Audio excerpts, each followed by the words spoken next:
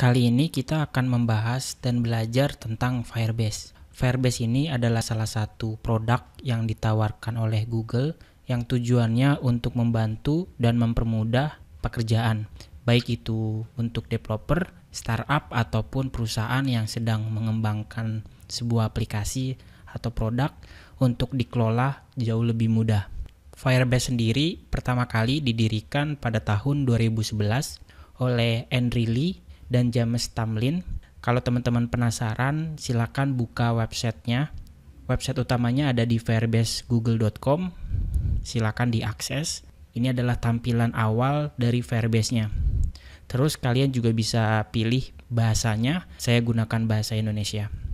Katanya Firebase ini dibuat tidak hanya untuk web, kalian juga bisa gunakan untuk aplikasi mobile dalam membantu tim developer untuk bisa lebih sukses.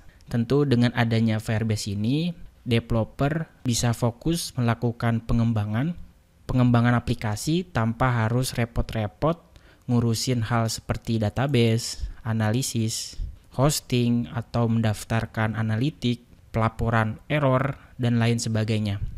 Artinya, Firebase memberikan fungsionalitas untuk mengelola infrastruktur, sehingga pengembangan aplikasi jauh lebih cepat dan mudah.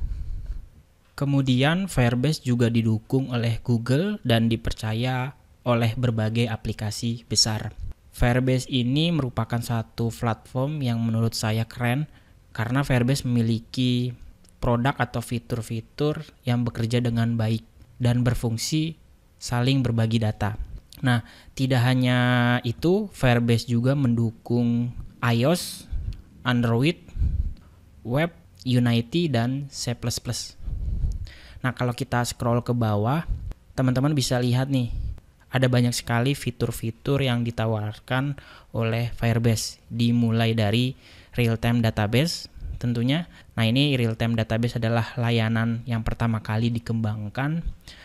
Real-time database ini menggunakan NoSQL database yang di-host di cloud, disimpan dalam bentuk JSON, dan disinkronkan secara real-time atau secara otomatis. Contohnya sendiri, misalnya user mengupdate salah satu datanya, maka secara otomatis user yang lain yang sedang mengakses database tersebut akan mendapatkan hasil perubahannya. Nah, fitur yang lainnya juga ada yang namanya autentikasi. Firebase menawarkan dan mendukung beberapa metode autentikasi, bisa menggunakan email dan password biasa, atau bisa menggunakan Facebook, Twitter, GitHub, dan Google Sign-in. Yang tujuannya ya mempermudah pembangunan sistem autentikasi yang aman sehingga user dapat mendaftar atau melogin ke aplikasi dengan sangat mudah. Tentu hal-hal seperti itu wajib kita lakukan di satu web, aplikasi, ataupun mobile. Ketiga ada cloud storage. Fitur storage ini dapat menyimpan atau menerima konten dari user seperti gambar, audio, ataupun video. Keempat ada hosting. Kalau teman-teman tahu, hosting itu adalah mengirimkan aset ke dalam sebuah server, di mana fitur ini mempermudah kita dalam menghosting dengan cepat yang hanya mengirimkan aset aplikasi berupa web statis yang berisi HTML, CSS, dan JavaScript untuk aplikasi web modern.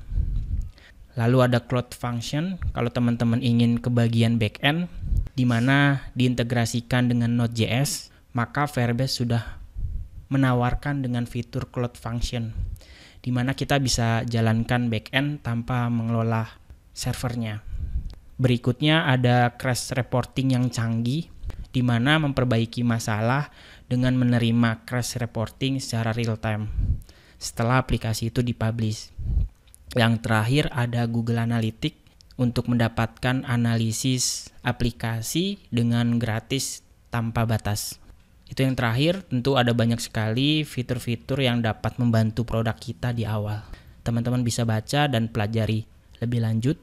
Berikutnya, Firebase juga mudah diintegrasikan ke banyak bahasa ya, termasuk C++, Java, JavaScript, Objective-C, Nah, di sini API Firebase dikemas di dalam satu SDK sehingga nanti dapat dihubungkan atau diperluas ke semuanya, ke banyak platform. Tentu di sini kalian bisa baca dokumentasinya mulai dari bagaimana cara autentikasi pengguna baru, baca tulis secara real time, memberikan notifikasi ke user, mencatat history, serta menyimpan gambar ke dalam cloud storage-nya. Tentu di masing-masing langkah tersebut ada penjelasannya masing-masing berdasarkan platform yang teman-teman pakai. Lalu dipercaya oleh aplikasi besar seperti Trivago, keren sekali ini Firebase. Dan tidak kalah pentingnya, Firebase pun menyediakan Cloudflare Store yang telah lulus dari tahap beta, di mana kita bisa buat aplikasi tanpa server dengan lokasi penyimpanan data yang jauh lebih baik. Nanti kita akan coba pelajari. Di bagian harga, pricing, kita lihat Firebase itu. Di halaman pricing ini, Firebase menyediakan dua opsi, yaitu paket Spark untuk awal masih gratis. Tentu ada beberapa keuntungan, mulai dari penyimpanan database-nya, storage, hosting, lumayan besar, sekitar 1 GB itu sudah sangat cukup kalau teman-teman baru mulai mengembangkan produk yang ingin dibuat. Jadi kalau teman-teman saat ini sedang belajar framework JavaScript, cocok sekali coba-coba mengambil opsi gratis ini. Nanti pelan-pelan teman-teman bisa update ke bagian Blades Plan, yaitu bayar sesuai dengan pemakaian. Bagaimana teman-teman, tertarik? Mulai hari ini coba sekarang karena Firebase itu gratis. Tapi sebelum kita mulai ke sana, langkah pertama yang teman-teman harus lakukan adalah registrasi atau login dulu dengan menggunakan akun Gmail-nya. Nanti setelah login, kalian bisa pilih buka konsol di sini. Linknya ada di bagian kanan atas setelah teman-teman login menggunakan akun Gmail-nya. Kalau teman-teman klik, dia akan mengarahkan ke dashboard konsol Firebase-nya. Nah, ini berikut halaman home dari Firebase konsolnya. Tentu di bagian selanjutnya kita akan coba menggunakan layanan dari Firebase, yakni hosting website statis dengan gratis. Terima kasih.